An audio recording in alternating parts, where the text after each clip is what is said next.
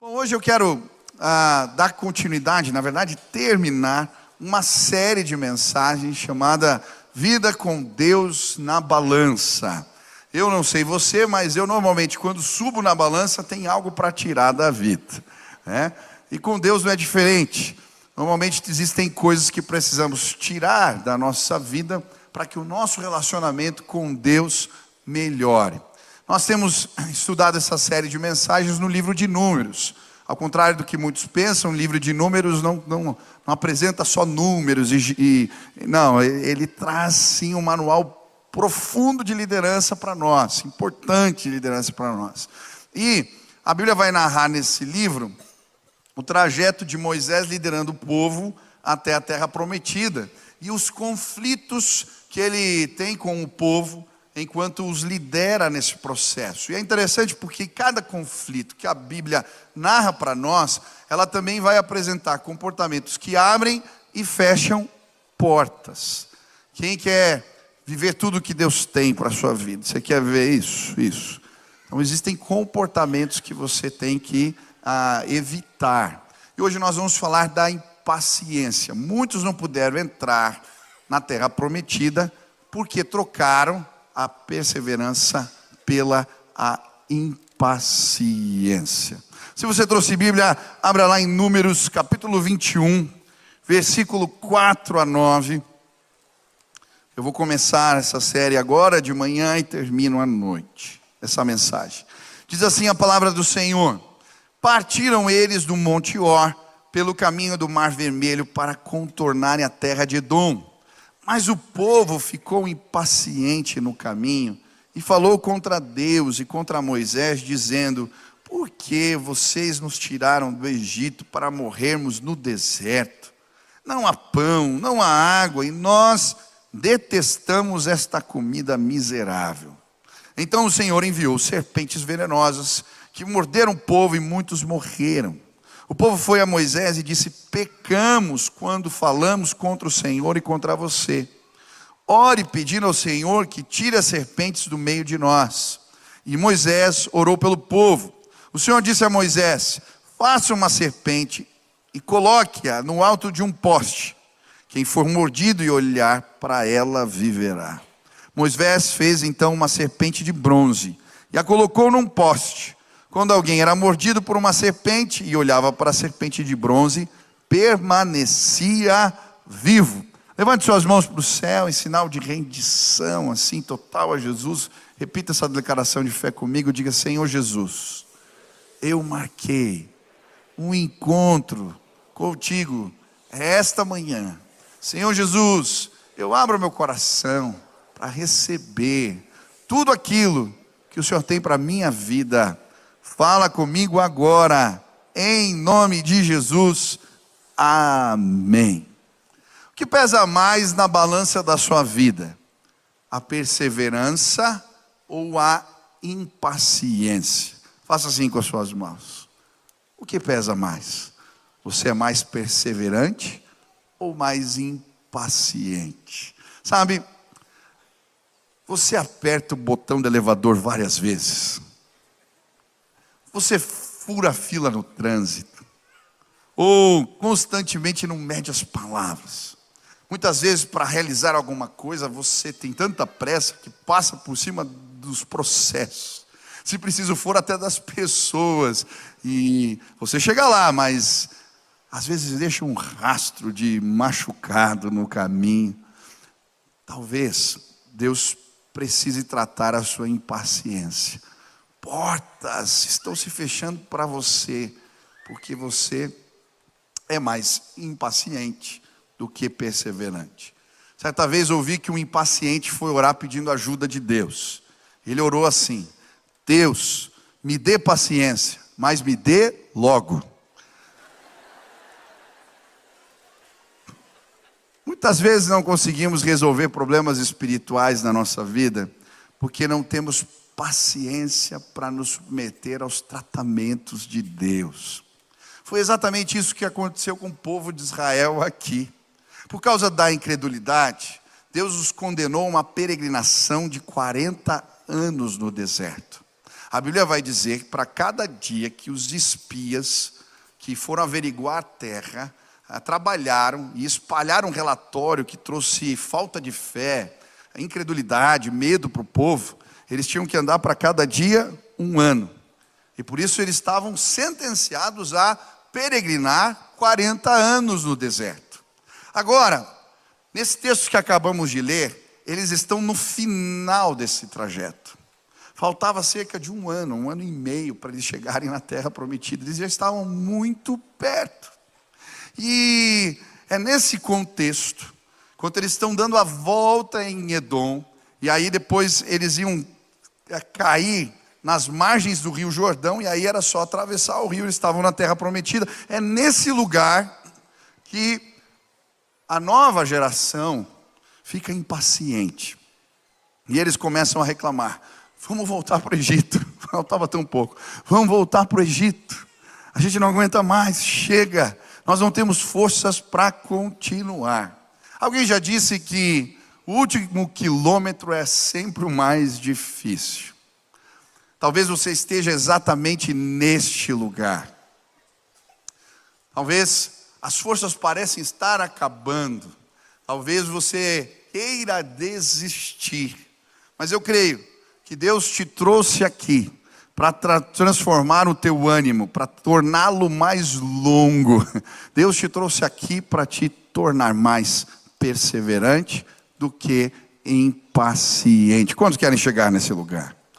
Eu vi uma vez que Thomas Edison, que inventou a lâmpada elétrica, antes dele chegar à conclusão dos seus trabalhos, ele teve que testar um filamento que era durável, não queimava fácil, e que podia sim sustentar a luz.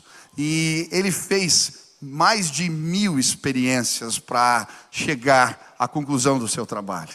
E eu fico pensando, se ele desistisse na 900 e alguma coisa, sabe, talvez um tempo de escuridão ainda imperaria entre nós. Quando a gente desiste no meio do caminho, a gente perde o propósito maravilhoso de Deus para nós. Quem não quer desistir aqui? Quem quer ter paciência, ser perseverante? Amém. Faz assim com a balança aqui, ó. A perseverança vai pesar mais em nome de Jesus. Mas o que fez o povo de Israel trocar a perseverança pela impaciência? O que faz a gente fazer isso também? Em primeiro lugar, eu creio que trocamos a perseverança pela impaciência quando não lidamos bem. Quando não lidamos bem com as dificuldades no caminho. Olha que interessante. O texto bíblico nos revela uma pista importante para nos fazer entender o que fez o povo desanimar. A Bíblia vai dizer no versículo 4: mas o povo ficou impaciente no caminho. O que aconteceu no caminho? O que havia nessa rota que os fez desanimar? É muito interessante porque em Deuteronômios capítulo 2, a Bíblia comenta o que aconteceu nessa narrativa aqui, que nós estamos lendo em Números. E ela diz assim: Moisés disse ao povo: então continuamos a viagem pelo deserto na direção do Golfo de Acaba, conforme o Senhor Deus me havia ordenado. E por muito tempo caminhamos sem rumo pela região montanhosa de Edom. Então o Senhor me disse: já faz muito tempo que vocês andam por aí sem rumo. Agora vão na direção norte. O que fez eles desanimarem, perderem a paciência? Eu fico imaginando que os mais velhos já tinham quase todos morrido, porque eles estavam caminhando 40 anos. Agora estava uma nova geração surgindo. Qual é a crise? A Bíblia vai dizer que nesse caminho, para dar o tempo necessário do tratamento de Deus, eles começaram a andar sem rumo. E andar sem rumo irrita. Quando a gente não sabe para onde está andando, parece que está andando em voltas, isso nos tira do sério. Eu lembro do testemunho da conversão do meu cunhado. Ele tinha se separado, foi para Londres e estava vivendo, ele não era convertido, festa, balada, e um dia ele chega tarde de uma balada e ele começa a perguntar: é isso que vai ser a minha vida? Eu não sei para onde estou indo, parece que eu estou andando em círculos, sem rumo. E aí no outro dia, ele está vendo um grupo de jovens entrando num lugar, e ele vai seguindo, muitos jovens. Eles estavam entrando na igreja da Hillsong em Londres, e ele para ouvir a mensagem.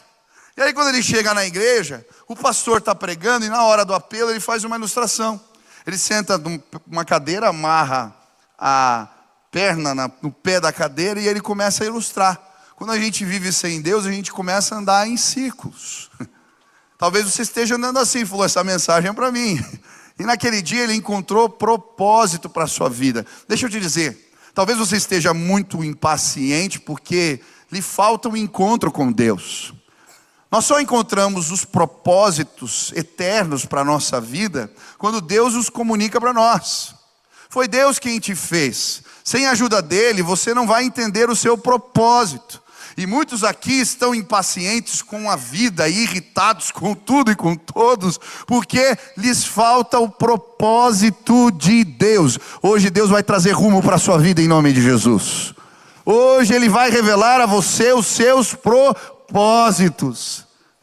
E a impaciência vai embora, em nome de Jesus. Agora, esse andar sem rumo, para o povo de Israel tinha a ver com uma sentença. Na verdade, eles precisavam fazer a caminhada até o tempo chegar, completar os 40 anos, e então eles poderiam entrar na terra que o Senhor lhes deu. Sabe, muitas vezes nós não entendemos que existem processos na nossa vida para vivermos o novo de Deus para nós. E aí a gente começa a brigar com um processo. Para você viver tudo que Deus tem para a sua vida, preste atenção, você tem que submeter ao tratamento de Deus. Tem gente que quer viver o novo e quer pular o processo dos tratamentos. Não funciona assim na vida espiritual. Quando a gente começa a caminhar com Deus, Ele revela para nós os seus propósitos, mas a gente começa a enxergar coisas na nossa vida que precisam ser tratadas. Mas se a gente não se submete ao tratamento, o novo nunca chega para nós. Eu lembro de um amigo que ele tinha pavio curto. Conhece alguém assim? Sabe aquele que se esquenta rápido, sempre está metido em confusão, sempre numa briga nova. Eu consigo até ver a cara desse meu amigo irritado, porque ele constantemente ficava assim, vermelho, bravo. E eu lembro que certa vez, portas se fecharam na vida dele por causa da sua impaciência. Quando ele tinha os rompantes, ele brigava, ele perdia boas posições de emprego, relacionamentos que ele apreciava, fazia besteira. E um dia nós saímos para conversar. Eu falei: cara, me conta, por que você é assim? O que acontece contigo? Tem uma história na tua vida que você não contou para ninguém. Hoje você vai falar para mim. E naquele dia ele começou a contar os seus traumas, seus machucados, as mágoas que ele guardava no seu coração e ele nunca tinha tratado. Ele era uma bomba relógio. Sabe, quando a gente não trata, quando a gente não tira o lixo emocional da nossa vida, aquilo vai se acumulando e a gente estoura rapidamente. Talvez você chegou aqui e não entenda porque é impaciente, porque tem pavio curto. Muito provavelmente existem situações na sua vida que você não teve coragem de tratar. Hoje eu quero te desafiar a sair desse lugar. Eu disse para aquele amigo: não. Depois que ele me contou suas mágoas, seus machucados, eu falei: você vai fazer terapia, você vai para tal retiro, você vai caminhar com fulano de tal, e daqui 1 ano a 2 anos você vai estar curado disso daqui. Mas você tem que fazer todo o tratamento. Esse meu amigo, pela graça de Deus, me ouviu. Ele fez tudo o que eu falei para ele. Eu tive o privilégio de fazer o casamento dele, e hoje eu posso dizer que ele é uma pessoa tranquila. Sabe, olhe para mim agora. Existem pessoas aqui que querem uma cura milagrosa e instantânea para alguns problemas que Deus já disse: eu tenho um tratamento especial para você. Não burle o tratamento. Procure ajuda. Faça o que você tem que fazer. E a cura de Deus vai chegar na sua vida em nome de Jesus. Quem quer ser mais paciente aqui? Passa pelo tratamento de Deus, se submete a Ele. Mas o que me chama a atenção é que esse caminho, ele não era apenas um caminho sem rumo ou tratamento de Deus. Esse caminho representava também um caminho de dificuldades. Quando o povo de Israel, você lê o começo do capítulo, você vai ver que eles venceram uma batalha. E agora eles se deparam com a terra de Edom. E Deus fala para eles que não era para atacar Edom, porque eles eram povos irmãos. Eles então pedem autorização para que o povo de Edom deixe eles passar no meio da terra, mas eles não os autorizam.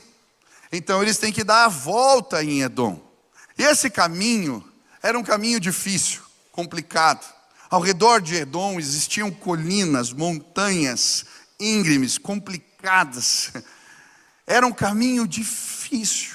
E quando o povo, agora imagine você, eu não sei se você já subiu uma montanha íngreme. Quem aqui é legendário? Você já subiu montanha? É difícil fazer isso com um bando de homem. Quanto mais com mulheres, crianças, animais, criança de colo. Você pode imaginar que confusão subir, que difícil era esse trajeto. E quando o trajeto começa a ficar difícil, logo o povo começa a reclamar. Porque a marcha está difícil, está pesada, está complicada.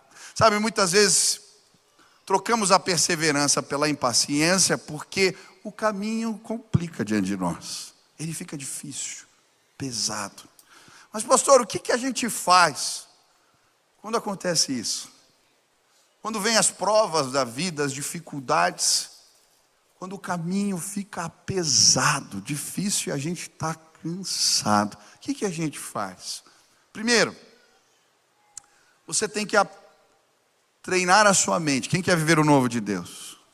Tá? O que nos mantém firmes quando o caminho está difícil? O propósito de Deus. O propósito de Deus. Eu acho interessante o apóstolo Paulo, quando ele está na cadeia, foi preso injustamente por pregar o evangelho. Ele podia se desanimar, ele podia reclamar, mas ele escreve uma carta aos Filipenses, chamada Carta da Alegria.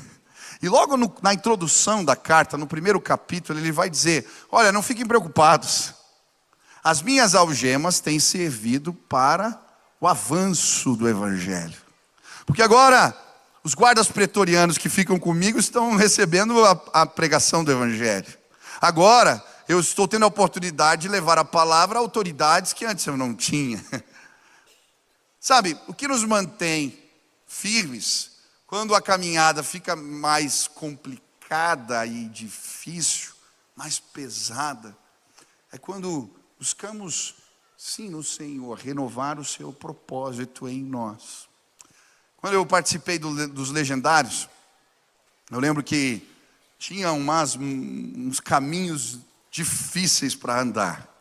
Tinha uma montanha que a gente subiu lá que, pelo amor de Deus, eu literalmente fui arrastado pelos meus amigos, passei vergonha, né?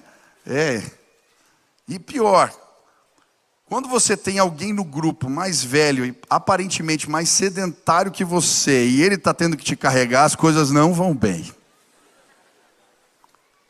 Eu lembro que era gente me empurrando daqui, puxando de lá, e tinha um camarada no meu grupo, que ele era bem mais pesado do que eu, bem mais velho do que eu, mas ele andava com um ímpeto, com uma vontade, que eu ficava olhando, e como é que pode isso? Aquilo começou a me indignar.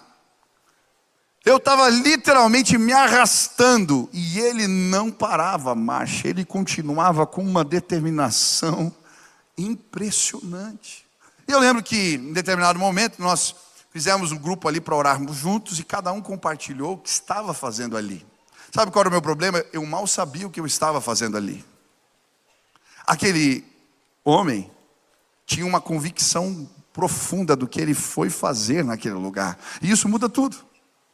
Quando compartilhamos, ele disse: sabe por que eu estou aqui? Porque o meu sobrinho está com leucemia, e eu amo muito esse meu sobrinho, e eu vim caminhar por ele. Eu vim caminhar e dizer para Deus que eu quero fazer tudo o que estiver nas minhas mãos para que o Senhor derrame cura sobre a vida dele. Aí eu entendi porque ele andava daquele jeito. Ele tinha um propósito bem diante dos seus olhos. Sabe, eu tive o privilégio, depois de alguns meses, receber desse amigo que subiu a montanha comigo uma foto.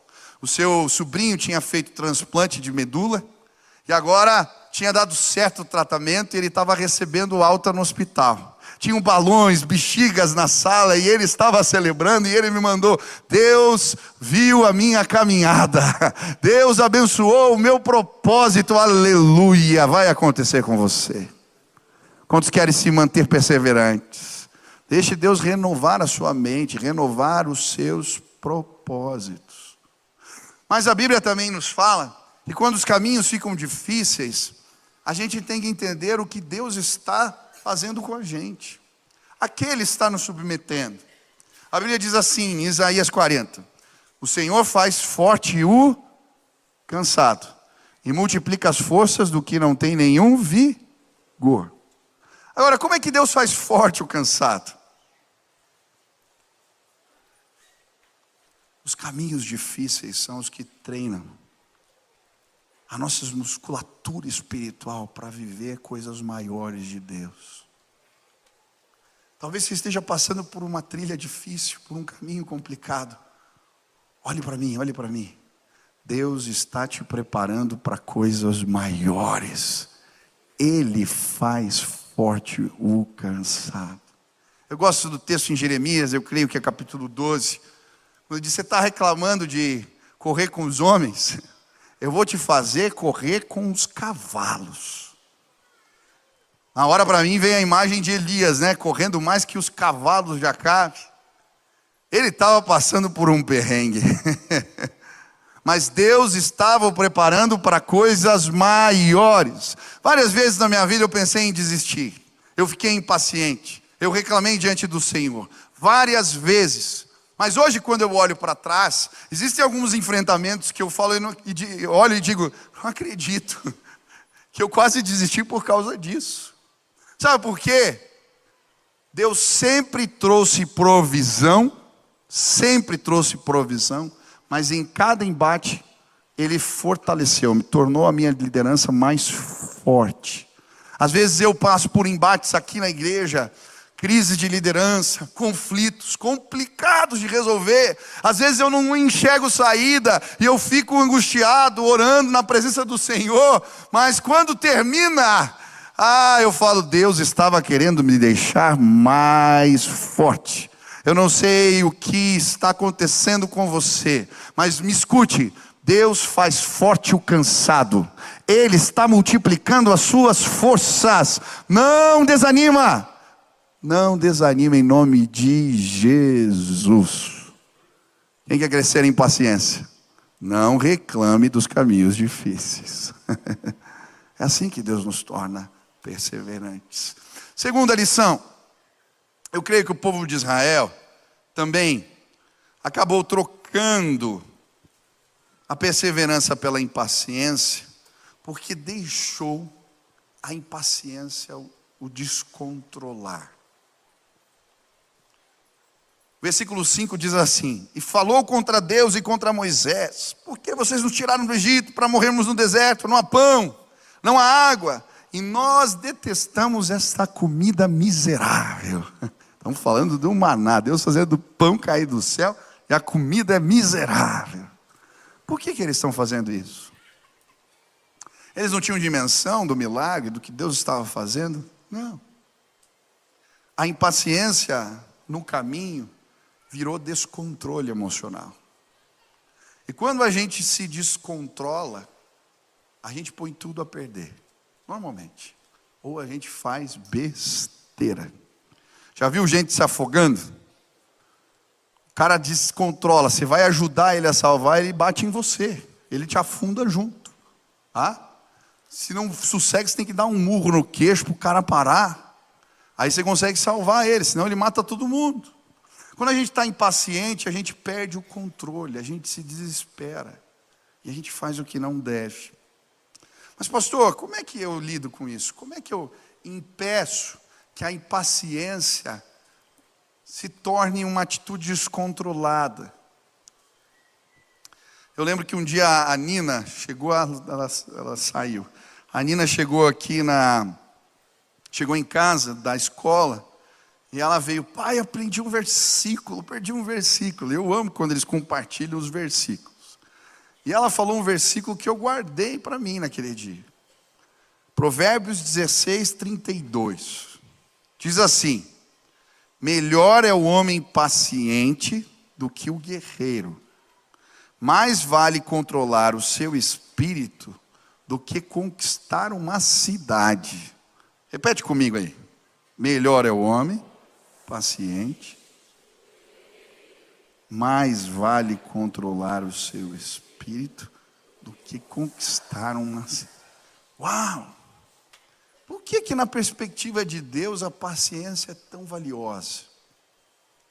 Porque ela vale mais do que conquistar cidades. Por quê? Em primeiro lugar, porque ela está relacionada ao autocontrole.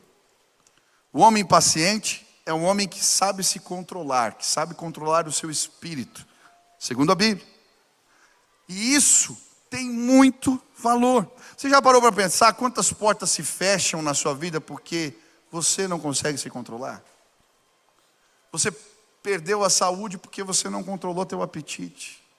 Você perdeu a paz porque se meteu numa briga desnecessária. Você perde tantas oportunidades na sua vida porque não controla direito os gastos. Tem tanta gente brigada com gente que ama porque não controlou o que saía da boca. A Bíblia vai falar isso. A falta de autocontrole fez Esaú trocar o direito de primogenitura por um prato de lentilhas. A falta de autocontrole fez Moisés ter uma atitude impulsiva e por isso não entrar na terra prometida. A falta de autocontrole fez Noé se embriagar, depois amaldiçoar seu filho. A falta de autocontrole fez Davi, que era rei, tinha muitas mulheres, se meter com a mulher do seu amigo. E ainda trazer maldição para toda a sua família. Autocontrole é mais importante do que conquistas. Tem pessoas que são ávidas por conquistas, chegam lá, mas porque não sabem se controlar, da mesma maneira que alcançam, põem tudo a perder. É por isso que na perspectiva bíblica, sim, a paciência, o autocontrole tem o seu valor. Mas mais do que isso, eu entendo que a paciência é importante na perspectiva bíblica, porque ela é uma virtude de Deus, que pode ser comunicada a nós. É por isso que em Gálatas 5, a Bíblia vai falar do fruto do Espírito. E ao falar do fruto do Espírito, ela fala da paciência. Mas o fruto do Espírito é amor, alegria, paz, paciência, benignidade, bondade, fidelidade, mansidão e domínio próprio. Essa é uma característica do próprio Deus. A Bíblia vai dizer em Êxodo 34 que Deus é tardio em irar-se. Ele é paciente. Agora, deixa eu te dizer uma coisa. Quem quer ser abençoado aqui, quer crescer na vida, levanta a mão. Levanta as duas. Se você tiver autocontrole, você vai chegar em lugares que você não imagina. Se você aprender a se controlar, você vai ter uma saúde melhor, um casamento melhor. Você vai ter mais recursos. Você precisa dessa bênção. Quem quer autocontrole aqui? Agora deixa eu te explicar o que é esse fruto do Espírito. Existem 3 frutos do Espírito na Bíblia que estão associados ao autocontrole: a mansidão, o domínio próprio e a paciência. A mansidão, a palavra prautes no grego significa poder sob controle. É um animal selvagem que é domesticado, agora ele consegue se controlar. Mansidão, para mim o maior exemplo é de Jesus, que tinha todo o poder na cruz do Calvário para estalar os dedos, para dar uma ordem e ali seria tirado de lá, mas ele manteve o seu poder sob controle para que o propósito de Deus se completasse. Aleluia. Mansidão. Domínio próprio na Bíblia Se você ler a palavra no grego, ela tem a ver com o controle dos apetites sexuais. A impulsão, o desejo da carne, tá? A paciência, a palavra é macrotumos, que significa longo ânimo, ânimo espichado. É literalmente aquele que tem pavio longo, em vez de pavio curto. Sabe o que a Bíblia está ensinando para a gente? Quando a gente se relaciona com Deus, o Espírito Santo, Ele empresta para nós o pavio dele. Ele tira o nosso e empresta o pavio dele para a gente. Isso é o que a Bíblia chama de paciência ou longanimidade. Longo ânimo. Mas pastor, como é que eu faço isso? Você não tem esse pavio. Não tem. Eu posso falar para você assim, todos nós temos gatilhos, né? Que fazem a gente estourar, perder a paciência. Eu não sei qual é o seu gatilho. Talvez o seu gatilho seja o trânsito. Tem gente que é um doce, basta entrar na frente do volante que a pessoa se transforma. Eu vi um desenho do Pateta esses dias que ele pegava o volante e ele virava um monstro. Esses dias eu vi uma irmã da igreja, ela buzinava tanto, eu falei, mas meu Deus, ela é um doce. Mas o trânsito a gente se transforma. Talvez o seu gatilho seja o seu marido. Olha bem para ele, fala assim, te amo, você é uma benção. Ou talvez o seu gatilho seja a sua esposa. Principalmente quando ele comete erros recorrentes. Sabe aquela coisa que já falou uma vez, 2, 5, 10. E parece que não tem jeito. Talvez o seu gatilho seja os filhos. Filho às vezes testa a nossa paciência. Hoje eu vou falar sobre o pecado foi duplo. Além de eles não terem paciência, eles testaram a paciência de Deus. Eu vou falar sobre isso à noite. Então, eu não sei quais são os seus gatilhos. Mas pastor, o que fazer? Quando eu vi já foi, explodir. Realmente não tenho o que fazer, seu pavio é curto. Mas eu tenho um remédio para você que está na Bíblia. Hoje eu vou te explicar. E pessoas que não tinham paciência vão se tornar pacientes.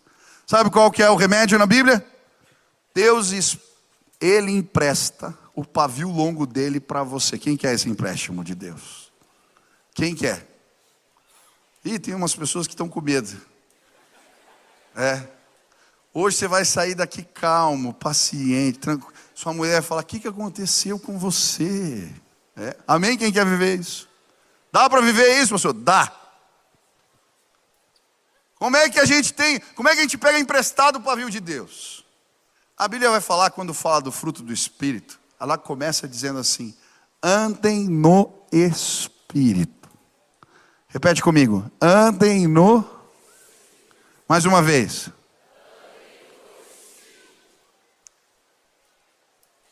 Se o Espírito Santo tomar conta da minha vida, eu estiver andando com Ele, ou buscando constantemente, o que vai acontecer comigo?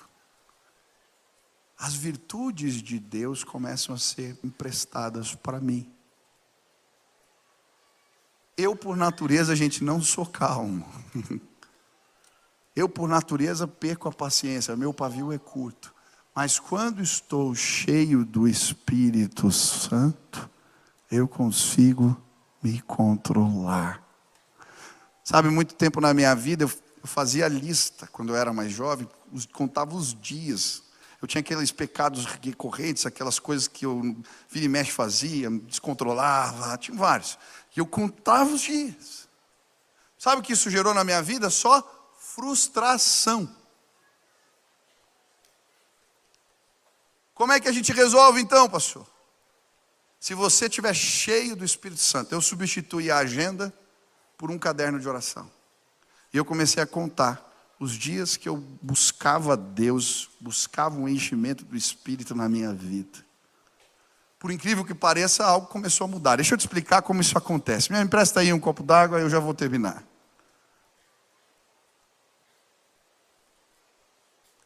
Muito obrigado. Ah, a garrafa também. Obrigado. Isso. Na bandeja fica mais bonito. Já vou terminar. Essa aqui é a tua vida. Tá? Quem tem Jesus no coração? Já recebeu Jesus? Já tomou uma decisão por Jesus? O que acontece? Pode começar o louvor, eu já estou terminando. Quando a gente aceita Jesus, a gente recebe o Espírito Santo ou não?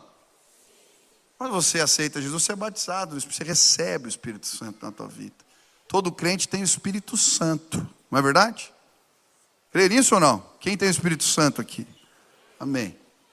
Agora, a Bíblia vai dizer que o fato de eu ter o Espírito Santo não quer dizer que eu seja cheio do Espírito Santo. A Bíblia diz, não vos embriagueis com vinho, mas enchei-vos do Espírito. Tem gente que vive com o tanque baixo. Olha que interessante. Se a minha vida não está cheia de Deus, ela está cheia de outras coisas. Olha quanto lugar eu estou dando para a carne aqui. Quando eu começo a orar e a buscar uma vida cheia de Deus, o Senhor derrama mais do Espírito dele sobre nós. Agora, eu dou menos lugar à minha carne. Você se descontrola porque você não está cheio de Deus.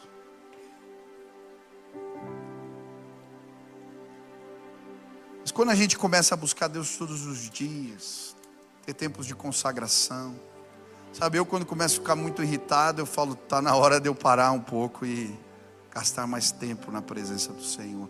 Esse para mim é um dos medidores. E aí quando eu paro e encho a minha vida do Espírito, olha o que acontece. Olha que legal esse lugar aqui.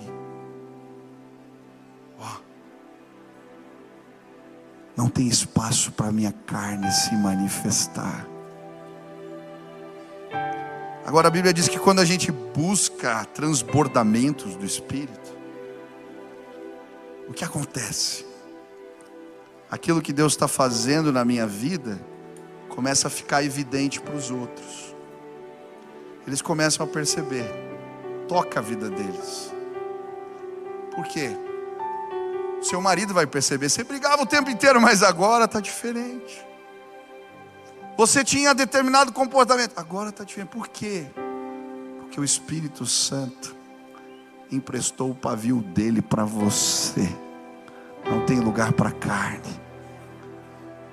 As virtudes de Deus agora foram emprestadas para você. Quem quer ser paciente aqui, levante a mão. Você precisa do controle do Espírito Santo na tua vida.